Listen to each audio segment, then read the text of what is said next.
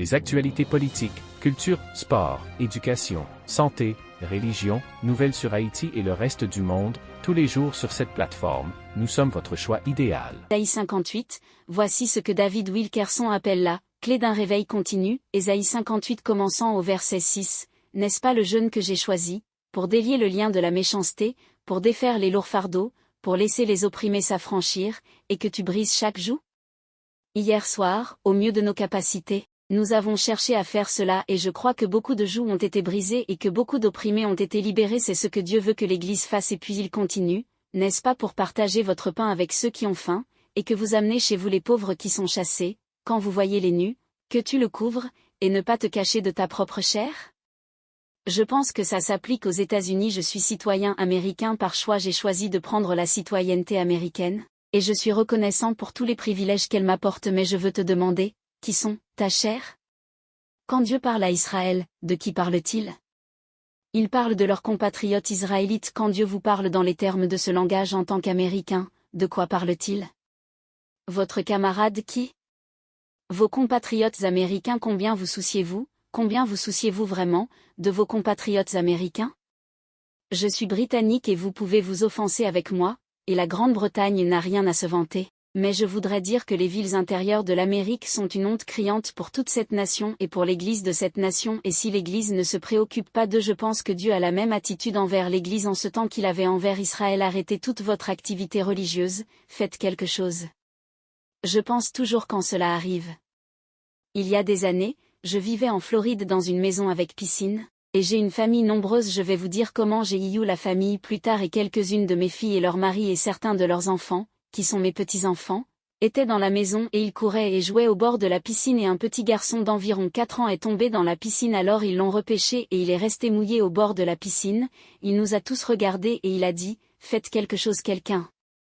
Et quand je regarde l'Église, je veux dire, faites quelque chose quelqu'un. S'il te plaît, fais quelque chose. Je veux dire, il y a quelqu'un qui est d'accord avec moi.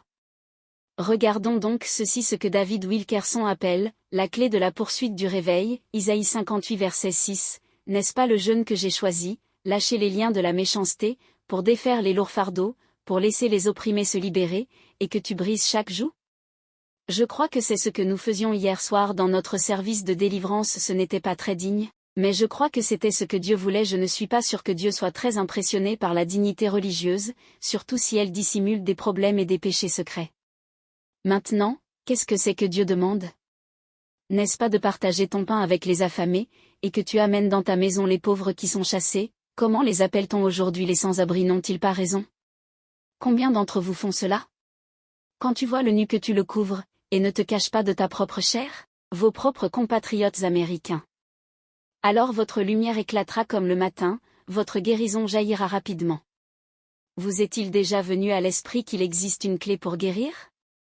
Parfois, nous devons faire quelque chose pour libérer la guérison de Dieu. Dieu dit, si tu fais ce que je te demande, je libérerai ma guérison, elle viendra rapidement, ta justice ira devant toi, la gloire du Seigneur sera ton arrière-garde. Alors tu appelleras, et le Seigneur répondra, tu pleureras, et il dira, me voici. En d'autres termes, Dieu garantit la prière exaucée sur la base de notre action, ce qu'il exige. Et puis dans Ézéchiel chapitre 16, et c'est vraiment l'une des déclarations les plus remarquables dans la Bible parce que c'est une déclaration sur le péché de Sodome, et si vous ou moi en tant que lettrés de la Bible devions être demandés quel était le péché principal de Sodome, nous répondrions à l'homosexualité. Il est remarquable que lorsque le Seigneur énumère les péchés de Sodome, il ne mentionne pas l'homosexualité. Nous regardons dans Ézéchiel 16 verset 49, ces paroles s'adressent à Jérusalem et le Seigneur appelle Sodome une sœur de Jérusalem. Ézéchiel 16, 49, regardez, c'était l'iniquité de votre sœur Sodome, elle et sa fille avaient de l'orgueil, de la plénitude de nourriture, et de l'abondance d'oisiveté. Elle n'a pas non plus fortifié la main des pauvres et des nécessiteux. Il n'est pas fait mention de l'homosexualité, n'est-ce pas remarquable? C'est très, tout à fait comme la culture américaine contemporaine. Ai-je raison? Orgueil, plénitude du pain, abondance d'oisiveté, elle n'a pas non plus fortifié la main des pauvres et des nécessiteux.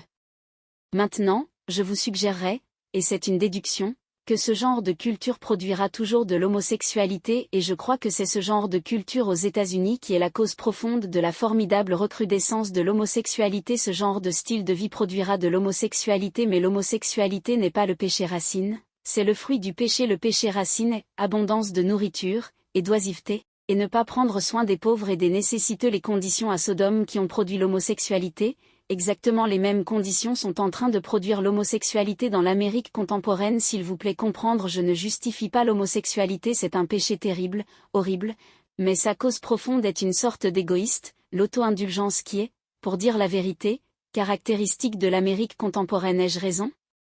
Je ne pense pas que vous puissiez discuter avec moi, mais vous êtes invité à le faire si vous le souhaitez. Et puis un seul de Daniel chapitre 4.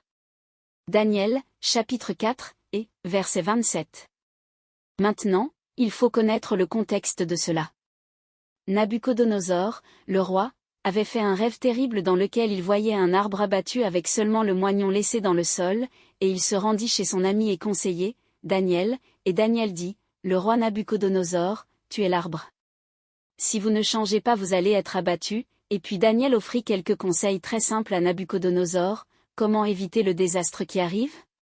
Daniel 4 verset 27, par conséquent, ô roi, que mon conseil vous soit acceptable, rompez vos péchés en étant justes. L'Hébreu dit, par la justice, vous voyez, c'est la repentance, ce n'est pas un processus lent graduel. C'est briser le péché et le remplacer par la justice, c'est ça le repentir. Et puis il dit, et tes iniquités en faisant miséricorde aux pauvres.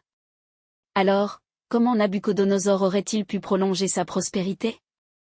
En faisant miséricorde aux pauvres il ne l'a pas fait. L'arbre a été abattu, et il a enduré le jugement qui a été révélé dans le rêve. Pourrait-il être vrai de l'Amérique contemporaine, que nous puissions reporter ou mettre de côté le jugement de Dieu par la justice et en faisant miséricorde aux pauvres? Après tout, nous sommes une nation riche. Nous pouvons nous permettre en tant qu'individus d'être généreux et je remercie Dieu, et je dois dire que le peuple américain a été merveilleusement généreux envers moi. Je ne parle d'aucun sentiment de besoin ou de plainte. Je crains que l'Amérique ne se dirige vers le jugement et le désastre et qu'il n'y ait qu'une seule façon de l'éviter et c'est la façon dont Daniel a dit à Nabuchodonosor, brisez vos péchés par la justice. Un changement complet du péché à la justice, du noir à la lumière et en faisant preuve de miséricorde envers les pauvres.